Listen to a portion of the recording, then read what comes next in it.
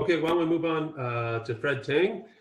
Fred is a community leader. He's involved in the New York Police Department's Hate Crime Review Panel. He's also the president of America-China Public Affairs Institute. I also note he's the former chairman of the Hong Kong Association of New York, so one of my predecessors.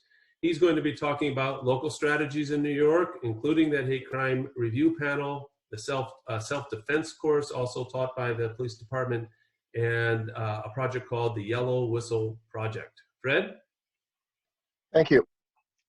Before I start, I actually want to talk about, because we're seeing, calling it a wave of anti-Asian hate crime. But in reality, it's an anti-China and anti-Chinese crime. And this is stemmed from the political extremists like our former president and our former Secretary of State, because they never say anything bad or hate towards Japanese, towards Filipino, towards Indian, towards Vietnamese, towards Korean. Now, however, the Asian as a whole do get hurt because people mistaken someone of an Asian feature, and as well, they get hurt by it. Just like Vincent Chin was mistaken as Japanese. But I do want to talk about, unless we deal with the issue at hand, we are not going to solve this problem if we just going to lump everything together. And however, the political environment is so poisoned right now. No politicians were willing to talk about Chinese and China. They would not bring up these two words. So they lump it together and call this is an anti-Asian hate crime. I just want to make that. Secondly is hate crime, while it's not legal in the United States, hate speech is protected. And we really need to work on that, because all violence, all hate crime starts with speech. Unless we start to work on hate speech and start making some of the hate speech illegal, not just against Asians, against anyone, we're not going to solve these problems. We cannot bring in the police after the people get beaten up. We got to stop politicians, we got to stop media from having hate speeches spreading around. So now let me talk about what I have done. I have been working with the New York Police Department at least 5-6 years ago. I started off is that I never want to see a Chinese life matter demonstration on the street. To me is that if we have that, some Chinese would have died already. My thought at that time was that the Chinese community and NYPD might have conflict. So I start working with the commissioner. We're hosting lunches with the commissioner that he come and give us reports.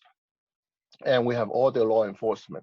Working with the police department, not just in New York, but we expand into Nassau, Suffolk County, in Westchester County. We work with the township police, as well as police organizations. We work with the police unions, and we work with police support organizations, such as Silver Shield Foundation. Silver Shield Foundation, they support the education of children of line of duty sacrificed officers.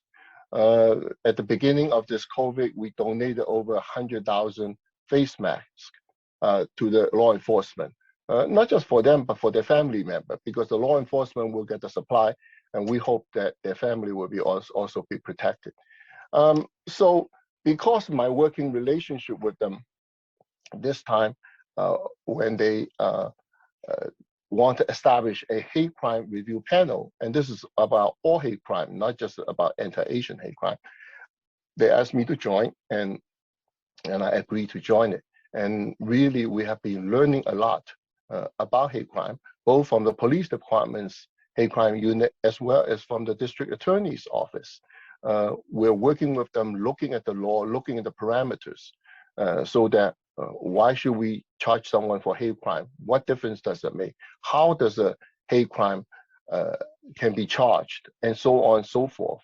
And we talk about mental cases. It is true that a lot of these people have mental cases to start off with, and that is a much bigger issue for our nation to deal with. If we don't deal with that, there's hate all over the place, and it will be very hard to deal with. The NYPD in last August already established a Asian hate crime task force. These are all police officers, volunteer, about 30 of them, all have language skills, and they're doing it above and beyond their duty, meaning they still have to do their full-time job as well as taking on any cases that's related to Asian hate crime. And beyond that, so we start talking about personal safety classes. So we have held personal safety classes in Queens, in Brooklyn, and in Manhattan. And my organization, we're expanding to outside of New York City, to Westchester County, to Long Island, etc. And these are classes to teach people in terms of the awareness, in terms of how they should, not so much of fighting someone, but how do you run away? And it's been very, very successful. And what we're doing is to bring awareness, and we are not stopping. We will continue to do these classes and hopefully spreading all over the country, hoping everybody can start doing that. Because as a community, we need to wake up. We need to protect ourselves because nobody else will. And so we're doing this. And lastly, I want to talk about is a friend of mine, Mr. Oscar Teng, and his wife, Agnes Teng. They come up with an idea called the yellow whistle. It is this whistle, and very, very loud. The whistle, it's a great idea. Why yellow, first of all? Yellow is the beauty of the nature, is the sunshine, is the reflection of the moon and daffodils and all kinds of great things. But yellow is also a discrimination against Chinese. They call us yellow people, they call us yellow skin, and they also associated the color yellow to cowardice. So we're going to fight them with this discrimination against them. Just like the Jewish people, when they asked them to put the Star of David during the Second World War, you all seen that in a movie. When the state of Israel was established, they put the emblem on their flag, national flag. So we are doing this. At the end, we probably will have 2.5 million such whistles distributed throughout this nation. And this is, I just got on a call with them yesterday. We're no longer just for the Asian community.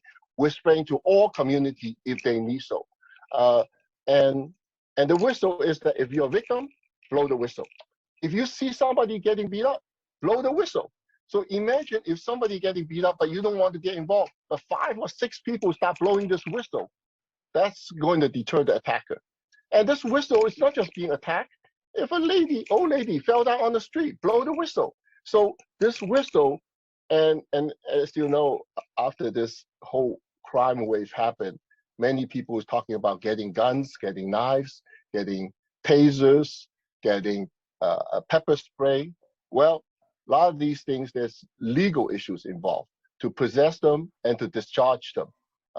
Some of the things you can own them, but you cannot use them, because if you use them, you will be against the law. Just like, you know, you can buy a kitchen knife this long, but if you use it in your kitchen, it's okay. You bring it on the street, the police gonna ask you a question. The whistle, however, is perfectly legal to own and perfectly legal to discharge. Nobody is gonna arrest you for blowing a whistle. So we think this is a really great idea, and we are making distribution to senior centers, to churches, to groups, young children, old ladies, anyone. And this is, we put it on the arm like this. The reason is that if you put it around the neck, where some people say, well, why don't you put it around the neck? Putting around the neck, somebody can choke you. Unless, like, I have a special lanyard, this one breaks, then you can wear it around your neck. But if not, put it around your wrist. And so anyway, so these are some of the effort, and we wanted to share with everyone in terms of, especially working with the police, because I have done that quite a lot, and I think that they are very, very helpful. At the beginning of the COVID last year, a rapper had a song and telling people to go down to Chinatown and kill all the people.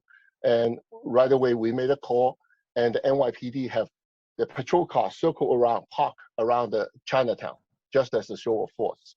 So I just want to, you know, share some of the things that we have done, but we'll continue to looking at new ways that we can help the community to strengthen themselves, not to fight with people, but to keep the perpetrators away from our community. So thank you.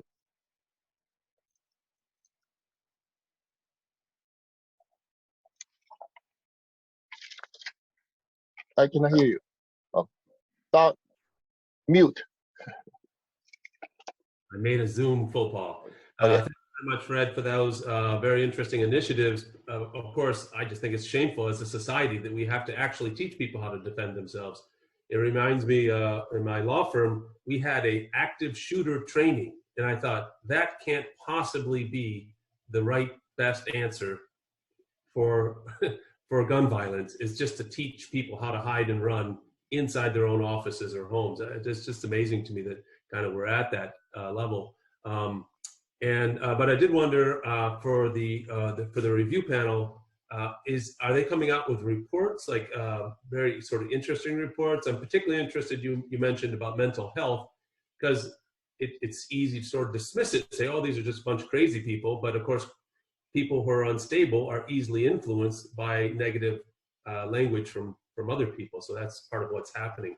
But are there any sort of takeaways from some of the early reports of the panel?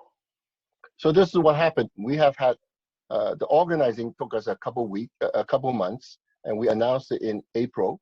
And last week we had our first monthly meeting. We will be meeting every month, and then by conference call if necessary every other week, and even emergency meetings.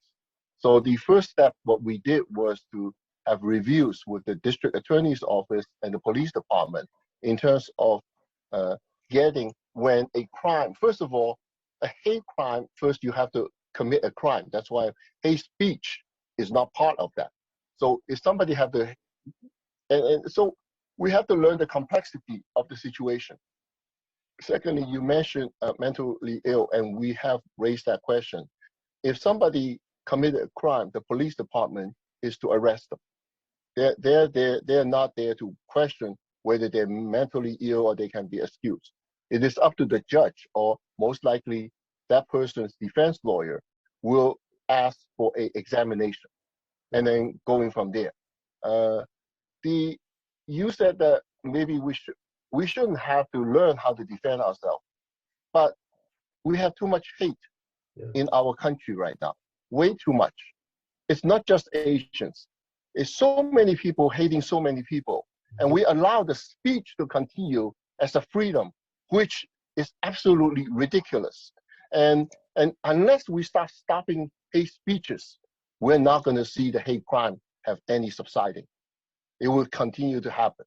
If it's not right now, there's a whole wave of Jewish people being attacked, and they were being attacked before the COVID, and it's just one after the other, because we keep on scapegoating other people. And sorry, Councilman Fung, but I think a lot of the politicians are not taking responsibility to taking care of our country, and all they do is making political speeches. So that's very, very, very unfortunate, and I think that a lot of blame to go around. And as citizens, all we can do, is try to defend ourselves, because we don't want to be a victim. I hear what you're saying.